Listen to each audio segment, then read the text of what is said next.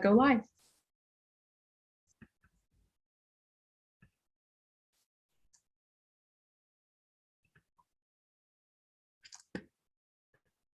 All right, so welcome everyone. We're so happy that you're all here to join us today to celebrate the accomplishments of the 2021 cohort of the Executive Program in Arts and Culture Strategy. My name is Alexis Cooper, and I'm the Program Manager here at National Art Strategies. And I want to thank you all for taking the time to attend our conferring of the certificate ceremony live stream event. So our participants have undergone 9 months of challenging coursework and engaging conversations made possible by National Art Strategies and the University of Pennsylvania's Center for Social Impact Strategy. They've taken challenging coursework and not to mention extra electives in order to develop themselves and their communities for the better, and we're so proud of them. We're excited to see them reach the finish line of this program, and we're happy to have these bright individuals as a part of the NAS community. With that, I want to introduce Darren Dudley, the Program Director for the Executive Program in Arts and Culture Strategy. So Darren, take it away. Thank you. Thank you so much, Alexis, and welcome everybody. Again, like Alexis said, my name is Darren Dudley. I am the Director of Learning, Evaluation, and Engagement with NAS and the Director of the Executive Program in Arts and Culture Strategy. So good afternoon to everyone. On behalf of the NAS team, the University of Pennsylvania team, and our tremendous faculty and teaching fellows, thank you all for allowing us to go on this amazing journey with you. And congratulations for making it through the program. You've managed to balance home, work, and studies for the last 9 months, all while coping with a global pandemic that doesn't seem to want to go away, civil unrest, a whole lot of uncertainty. You squeezed every bit of knowledge out of this program, and you've added something back as well. So well done and congratulations. So our hope is that after leaving here today, each of you will use the tools that you've added to your toolbox, knowledge you've gained, and the network you've expanded towards building a better future, your own and for that of the field. And while this event technically marks the end of your journey with the Executive Program in Arts and Culture Strategy, we'd really like to think of it as more of a transition. And so we've talked about that before. So each of you, this is a transition for each of you to fully step out into a vast but now more connected cultural ecosystem. So if there is one thing that I realized from my professional experiences, and I'm sure each of you already know is this, is that you can't survive alone. Together we can make a difference, challenging and supporting one another. So as you transition from student to alumni, please stay connected with each other, stay connected with us. Don't let today be the end of this challenging excursion you've been taking with each other. Feel free to continue utilizing Canvas to refer back to the curriculum. It is literally there for you, for life for you. Continue to stay connected with one another and NAS via Canvas, our community hub, Facebook, or Instagram. There will be plenty of opportunities for you to come together, and we hope that you would take advantage of those opportunities. This is truly a great network of arts and culture leaders. And so we thank you so much and we congratulate you on this journey. So next I want to introduce Ariel Schwartz. She is a postdoctoral fellow and the managing director at the Center for Social Impact Strategy at the University of Pennsylvania. She has been an amazing partner for the Executive Program in Arts and Culture Strategy. And I'm so grateful that she is here to share just a few words of light and wisdom for you. Welcome, Ariel. Thank you so much, Dr. Dudley. I am so proud and excited to have this opportunity to address the students and all of our guests. I am thrilled as a representative of the University of Pennsylvania to congratulate you on an enormous amount of hard work. And I guess I have a lot to say, but the first thing is really a huge kudos, congratulations. It's a long journey that you've embarked on us with together, and it's a huge challenge. You've learned probably more than 50 tools and strategic decision-making practices in order to advance your organizations, and you might not have been ready to implement every single one of those in the moment that you learned them, and that's normal, that's natural. It can be really challenging to implement each one of those tools over a period of weeks or months, let alone learning one or more a week. And so wherever you are in your journey, your learning journey, You may have a logic model that you think is only half baked, or a risk assessment that you think needs a little bit more work. You're on the right track. You've put in an enormous amount of effort. This is not it's not a sprint, it's a marathon. And you're really taking one step at a time to improving yourself and your ventures, which is really an investment. So the second thing I want to say is thank you. Education is always, and education for an individual is always an investment in both an individual and in society. And we take that idea very seriously at the Center for Social Impact Strategy. And in particular, your education in arts and culture strategy is not only an investment in yourself and society in the broad sense of education, but really specifically the topics that you've been grappling with are a meaningful and important attempt to learn better how to advance your initiatives, which really are meaningful interventions in making our communities stronger, healthier, and more thriving. And so I really commend your hard work and your effort, and I really am grateful for this act of love that you've done for yourself and also for your communities and all that it implies.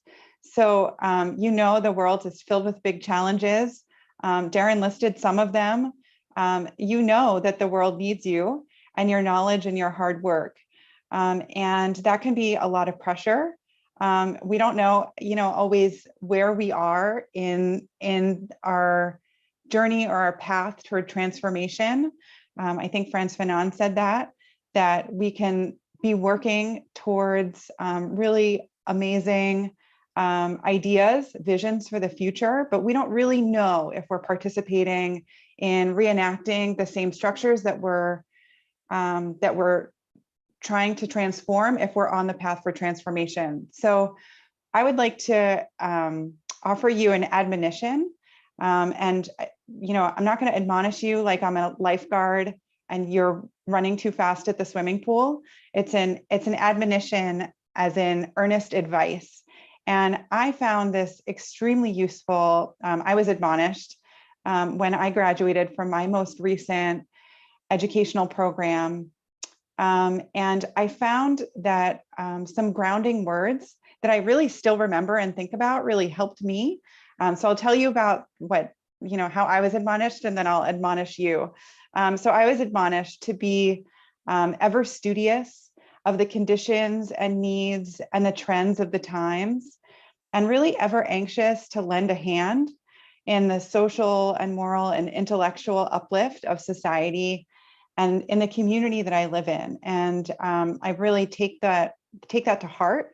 It's why I work in an educational institution, and it really grounds and guides my work in the world. And so that was how I was admonished. But I want to invite you to think about sort of three parts, sort of guideposts, as you carry all that you learned into the next stage of your journey on this transition. So the first sort of guidepost is opportunity. So there are opportunities in changing conditions and resources all around you. So that the world is changing. I don't have to tell you that. You probably have whiplash from all of the change that you and your organizations have experienced and your communities have experienced in the last couple of years. And there's a lot of challenges, public health challenges, housing challenges, education challenges around all the people and the communities that we care about. And also these changes are opportunities that reveal sort of windows that we can change behavior, change how we make decisions. A lot of times we're forced to do that. And so, I encourage you to look for the opportunities and the resources in and among the deficits, which of course you need to pay attention to and keep track of the reality of, but there's opportunities too. The second is a vision. You've spent a lot of time today thinking about your vision for for a future, for the year from now, I really encourage you to find a North Star. So imagine your better world. What are you working towards? So I encourage you to be both specific, and as Sunny used the word earlier today, dreamy. So this is sort of, you know, specific as relates to your part of the journey, your part of an improvement in a better world. So if everyone participated in the change that you're trying to enact, how would the world be a different place? And that sort of big vision is important to help keep you on track to do the hard work that you get up to do every single day. And then when I think about specific, I think about some sort of a metric of progress towards that vision. So it can be very challenging to know how we're doing. So think of some way that you can keep track, even if it's just like check marks in a notebook. I worked on this for 1 hour every single day. Some sort of metric of progress, simple or complicated, that helps you know whether you're on, that you're working towards that vision. And that sort of realism that helps really balance out the vision for your future, because the goal of a dreamy vision is not to introduce some sort of toxic positivity into how we want the world to be, but instead a practical action plan that helps us actually make change towards that vision. Okay, so find opportunities, even among the challenges, have a vision and keep that North Star central. And the last thing is take a learningful approach. I love this word. It comes from Stephen Johnson's Where Good Ideas Come From, which I think is a great book. And really, you know, as I'm a lifelong learner, I really think that a lot of people who participate in this program are lifelong learners, or at least demonstrate that. And I really want to encourage you, as Darren mentioned, you know, school might be done, but you and we all should really keep learning. And I know that you will. And that learning is really important for both yourself and for your initiatives. And so to do that, I invite you to continue to challenge your own assumptions, check your baggage, and make sure that you're checking in to know that your actions are still related to and aligned with the realities of what is going on in your communities. I encourage you to think of solutions really as hypotheses that are that need challenging, questioning, poking, and maybe they get validated, but maybe those solutions need refinement and improvement over time. And then finally, when I think about taking a learningful approach to the world, I really think about the humans and the stakeholders in our orbits, all the members of our community, sometimes the loudest, the funders and the power brokers, but also our team, our clients, our collaborators, our partners are all experts in their own experience. They all have expertise that's really worth incorporating into our decision making. They're all teachers and they're all healers. All have the opportunity and the knowledge to present an idea that could advance their community. So I really encourage you to keep an open mind and a listening heart and ear for those healings and those teachings that everybody might offer. So that's my admonition. I'll end with a mantra I just want to share that I actually developed through an NAS program with a different NAS instructor, Jess Solomon, who encourages us to sort of have something that we repeat to ourselves that helps us get on the right track from day to day. I'll share my mantra with you, and I encourage you to even if you don't adopt it as your mantra, I hope you have your own mantra. Maybe it'll help you believe in yourself. So my mantra is that I will dare to create a fork in the road calmly, creatively, compassionately for myself and others, and with clarity of purpose. For whatever it is I'm trying to accomplish that day. And I really believe that whatever outcomes you're aiming at, whatever specific vision, I think focusing on a process or a mindset of really daring. And I really believe that you can dare to create a fork in the road every day, calmly, creatively, compassionately for yourself and all the people in your community, with clarity of purpose. You will be on the right track, and I believe in you, and I'm proud of you, and I'm so excited for you. And I really hope to maintain this community. Thank you.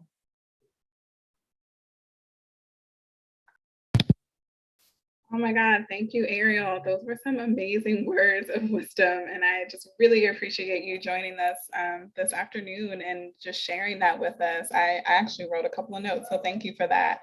Now it is my extreme pleasure to introduce our speaker for this afternoon.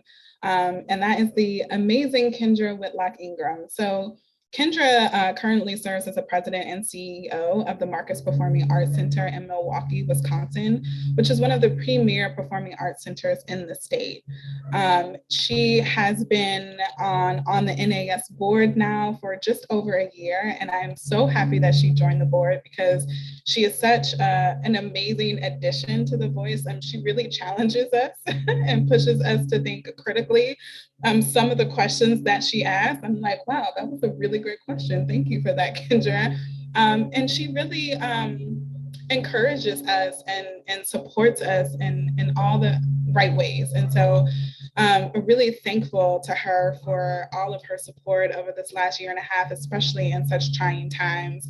And so, you know, she has a career-long dedication to volunteering locally and nationally. She's a spotted cow fan, and she actually enjoys triathlons, which is a fun fact about her. So thank you so much, Kendra, for joining us this afternoon. Really appreciate you being here, and yeah, take it away.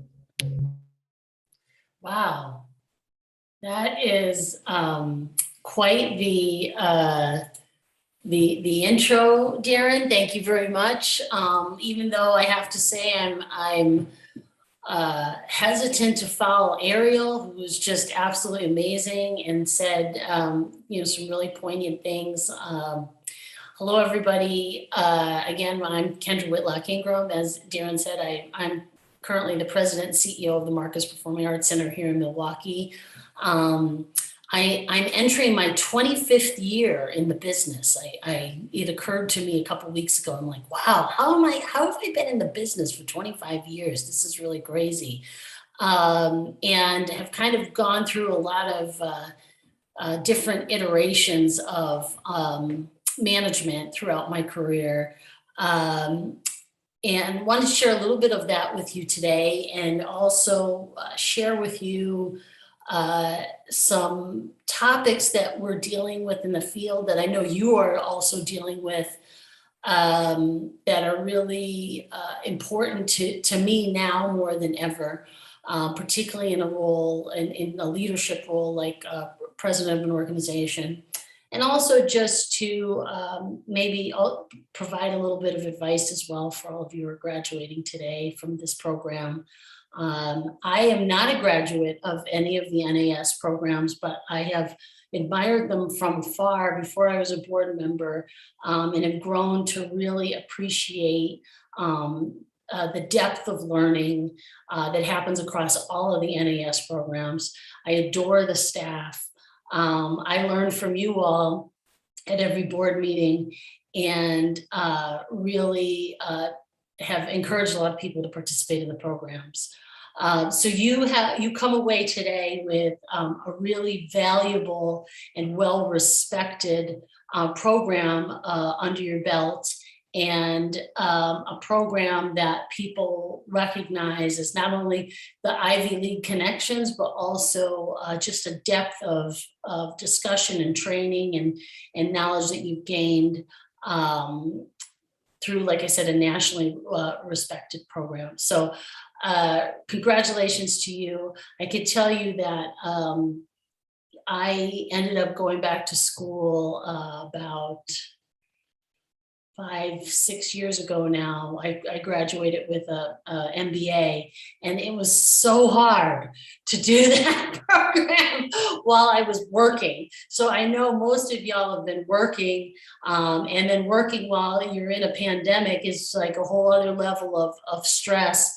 I remember sitting backstage during the first half of performance doing, economics homework while I was waiting for intermission to settle the show, and like having to balance that whole school and work situation. I remember being at a Broadway League conference in the Hotel Business Center doing a test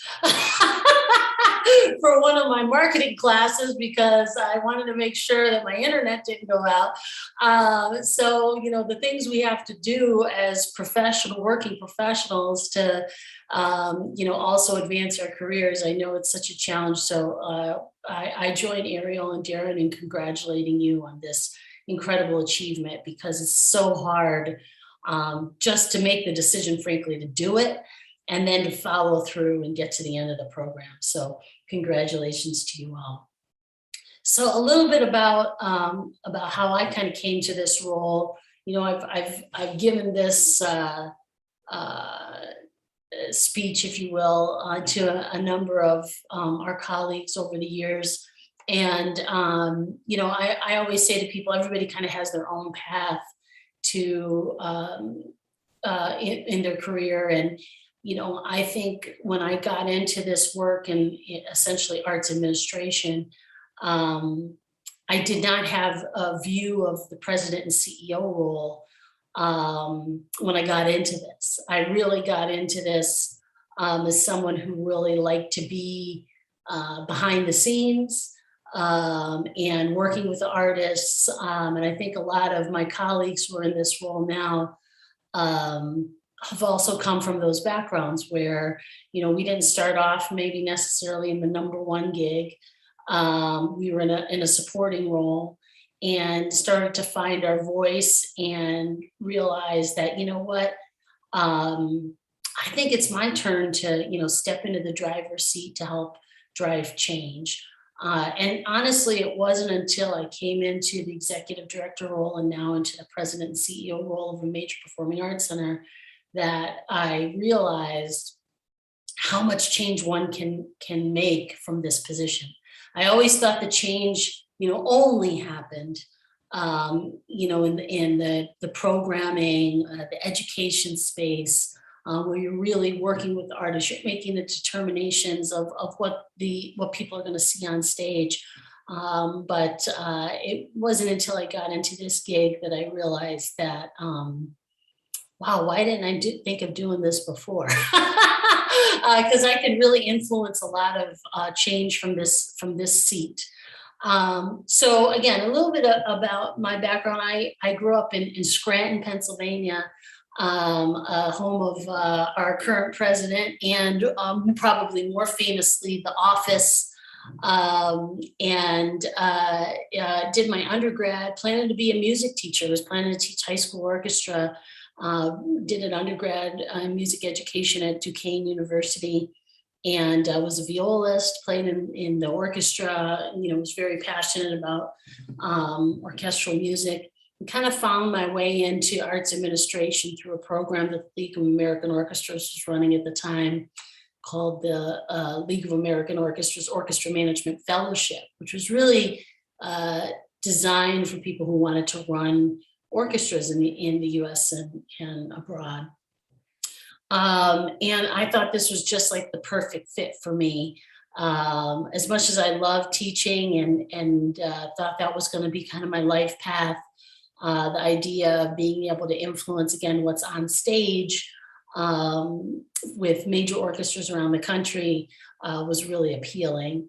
So I basically spent the first 13 years of my career, and like I said, I'm on year 25 now, which is kind of hard to believe, in the orchestra business, working for orchestras like the Phoenix Symphony, the Detroit Symphony, which I have a great love for, and the most recent orchestra was the Baltimore Symphony.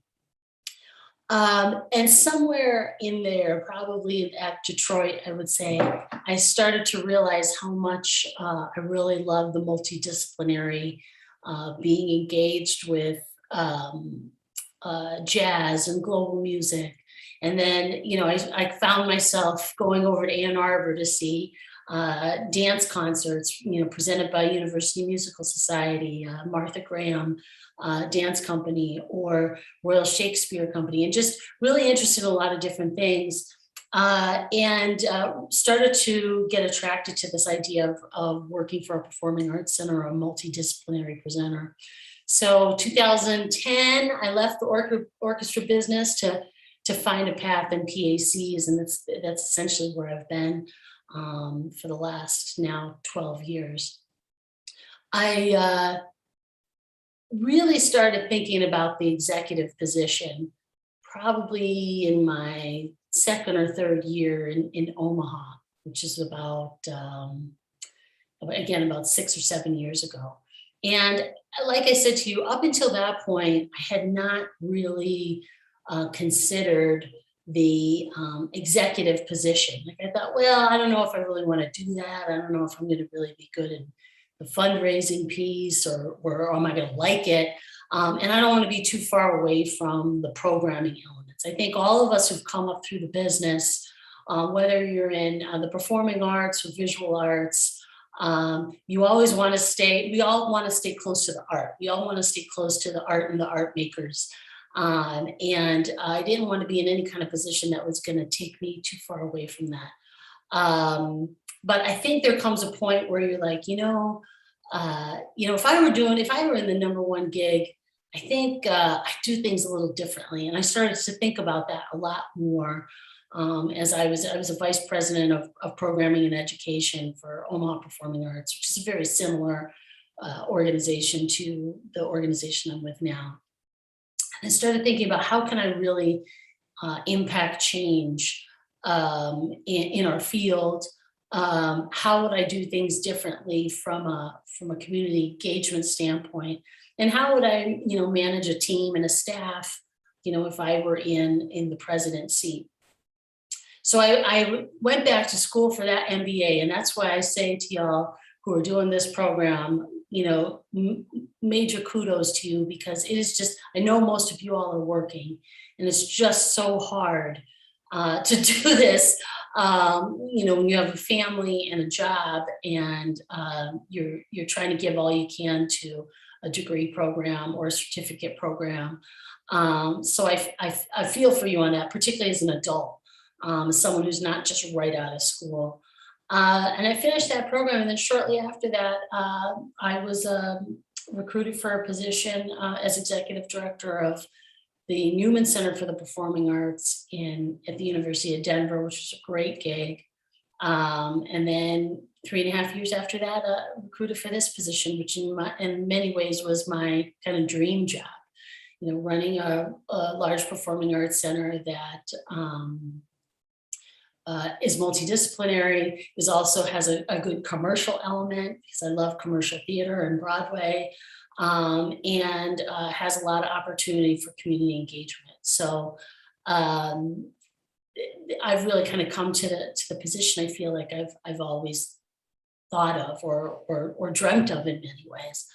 But I wanted to encourage you to think about, and I've talked to a lot of folks about this, because I wish someone had talked to me about this, back in the days, to really think about that C-suite. Some of you I know are executive directors already, and have made that leap, and are looking at this certificate program really to hone your skills and develop yourself as a leader. And some of you haven't yet. Some of you have said, maybe I don't know if I really want to do this. I being in the hot seat, I kind of like I said, I like boots on the ground, being near the artists, the programming. But I want to encourage you to think about what's holding you back from being in a leadership role, because it wasn't until I was in this role, and I would say even in this role here in Milwaukee specifically, that I realized how much of a difference I can make in the performing arts, in our industry, that I really couldn't do as significantly as I could in this position, because this position gave me a voice that I hadn't had before.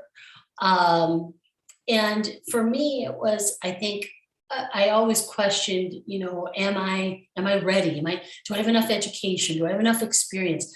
And it's like, you've been ready. Things like this certificate program is an excellent thing to help you, again, hone your skills, really help you to formulate ideas and processes of how to solve problems, how to think critically. But a lot of the hard work of leading an organization, you've been gaining, frankly, from a lot of your work experience. And I always felt like I had to have all these credentials before I, came into this role, and that then I would be ready.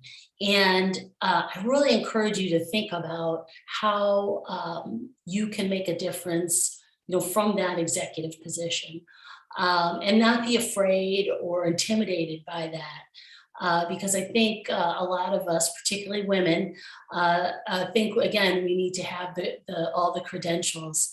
And I'm telling you today that you're ready. And you've probably been ready. So, and we need strong leaders, people who've gone through programs like the executive certificate, like you all have, are people who are really engaged in the field, are passionate about ensuring the sustainability of our industry and making it better. And those are the kind of people we need in leadership roles. And we are desperately in need of those people where we are now. I'll tell you, since the pandemic, I participated in a consortium of about 70 performing arts centers, and the CEOs we were meeting every week in the first year of the pandemic, and then kind of shifted to an every 2-week model. And people are getting tired. Like, this is hard work. And I'm seeing a lot of my colleagues are coming up towards retirement age. And there's going to be a shift in the demographic of leadership. And again, the need for critical thinking, for progressive ideas, for commitment to advancing ideas like racial equity and inclusion in our field have never been more needed than they are now. So again, I say now is the time. You'll see in the next few years, a lot of positions are going to be opening in executive roles. And this is the time to really figure out where you can really make your mark. Now, I say this to say, if you choose not to do the C-suite, that's okay too. I just wish someone had encouraged me to look at it a little more seriously earlier. And maybe I still would have, pursued the same path that I did to get here. And maybe you decide to do something different. But we need your leadership. We need your mind. We need your enthusiasm, your passion, and we frankly need that in the executive roles of our organizations across the country. So I think I haven't been following the time, but I'm hoping that I haven't spoken too long, and that you all feel really excited about finishing this program and what your next steps will be in your career. Congratulations again.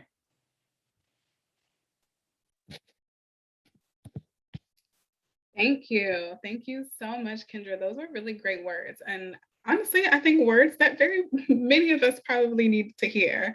I think even from our last session, a lot of things came up, like, lacking confidence and imposter syndrome and these kinds of things. And, just being encouraged to not be afraid to take the next step. And to be ambitious. And like even Ariel said, like Sunny said, to be dreamy. that we do have what it takes. And it's going to take for us to believe in ourselves first to be able to get there. And so I really appreciate those words of wisdom and that encouragement, because right now the reality is that I 100% believe that everybody in this class now have the tools. They have all the tools they need in their toolbox. It's just really thinking about being confident in using them and thinking about how to use them and just not being afraid to jump out there. You know, and I guarantee if I asked Kendra right now, did she have all the answers when she got into that role? She would probably say no, absolutely not. But I believe that she probably had the tools in her toolbox and that she had the resources and the connections to figure things out over time. And so thank you so much for that. So now I'm going to turn it over to Alexis, and we're going to start the conferring of our certificates. Thank you, Darren. So it is now my pleasure to introduce to you an amazing and inspiring group of individuals, the 2021 class of the Executive Program in Arts and Culture Strategy.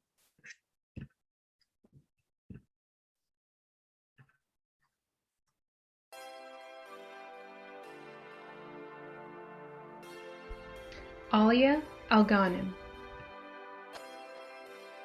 Nawaf Al-Harbi, Ellen Altamirano, Cynthia Astman, Jeffrey Binder, Kathleen Carr, Ellen Cottrell, Mehmet Dede, Diana Delgado, Abigail Dixon, Valerie Lazalier, Quinn D. Eli, Kate Folsom, Alex Gartner, Julie Hench,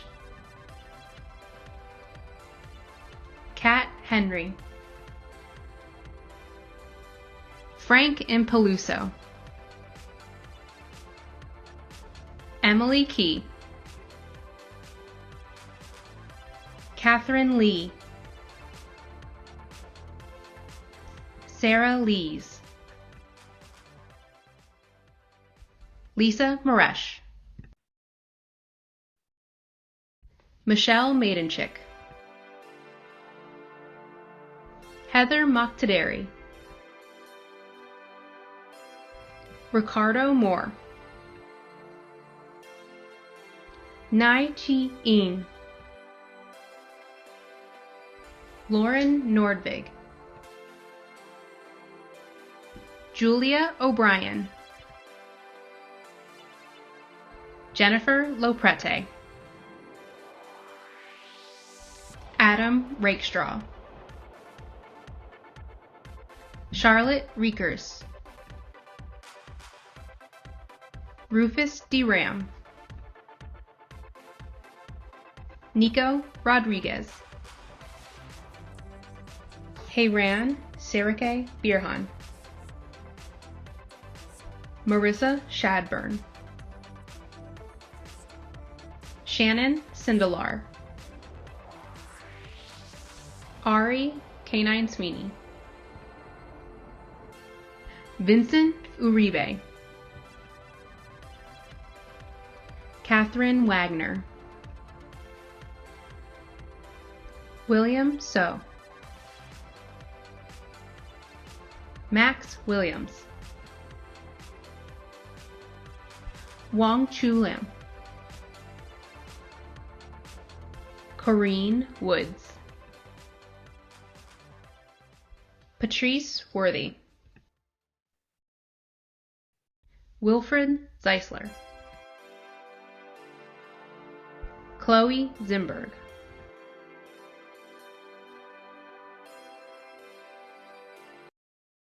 Awesome. Congratulations to you all. And we're so happy you've taken this step forward for yourselves, your work, and your communities. I also want to give a special thanks to our colleagues at the Center for Social Impact Strategy and our fellow National Art Strategies staff for their hard work on this program as well. Congratulations to everyone, and thank you so much for spending your time with us today to celebrate.